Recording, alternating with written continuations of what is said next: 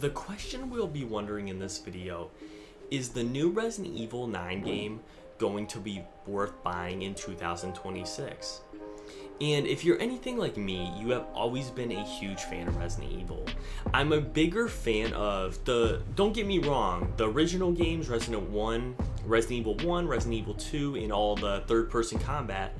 But I feel like when Resident Evil got to the best, in my opinion, guys, don't be mad at me, when I feel like it got to the best, the first-person horror came out.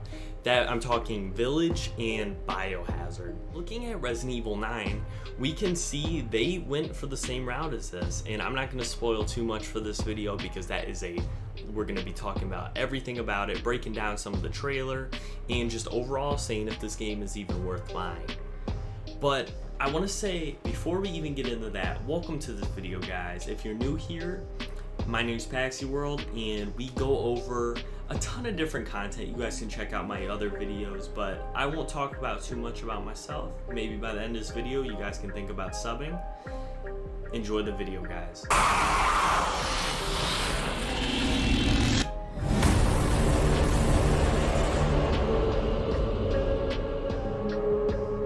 Now, at the beginning of this trailer, we see an FBI office, and this office is where we are introduced to the main character, Grace Ashcroft. And what I find really interesting about this is we are going away from the story of Ethan Winters and his story in Biohazard and Village. And I find that really cool that we're taking a whole new step into a different character that we can meet. Grace is writing a case file about a disease that took the life of 4 people so far.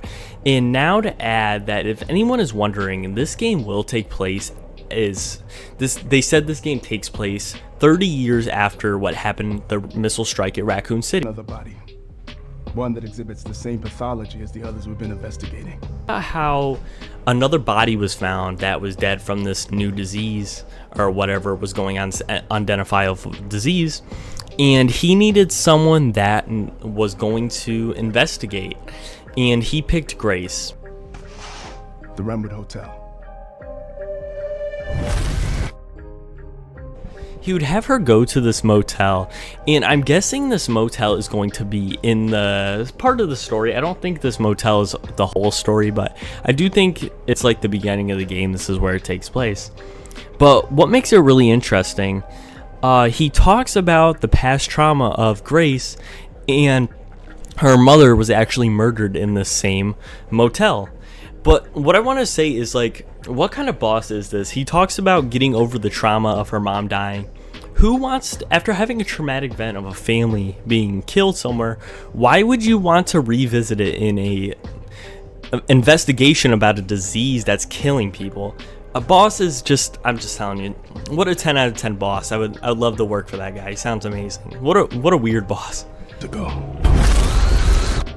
Perhaps it's time for you to face the past. Anyways, next this video cuts to Grace being tied down, and this is where we really get the first view of the actual map and some gameplay we can see. Then it cuts to a guy sitting in a chair that says Grace is basically what he's been searching for.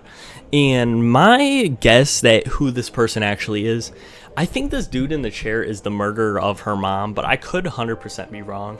I know this is just a teaser trailer, so there's not too much information yet. But we also get some killers and a few monsters from the game that actually look pretty terrifying and do remind me of Biohazard and Village. I know this trailer, we did not get much information, so I wanted to also talk about the game overlook, where it's basically the creators and the directors of the game go over the game a little bit and talk about it. The game overview, we get the developers talking about why they actually did this game.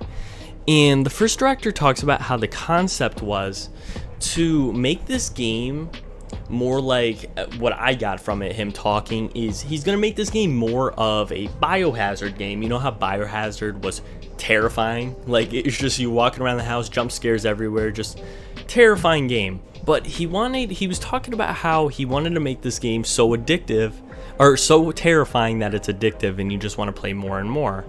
And I feel like that's really good to hear that they are taking, instead of the action route, they are going for a more terrifying route again, which I love to hear. I enjoy those those Resident Evil games are some of the best in my opinion. So the director also talks about the main character Grace and says Grace is going to be a very anxious type of character, a very new character from the series. You know how Ethan Winters just goes in guns blazing everywhere?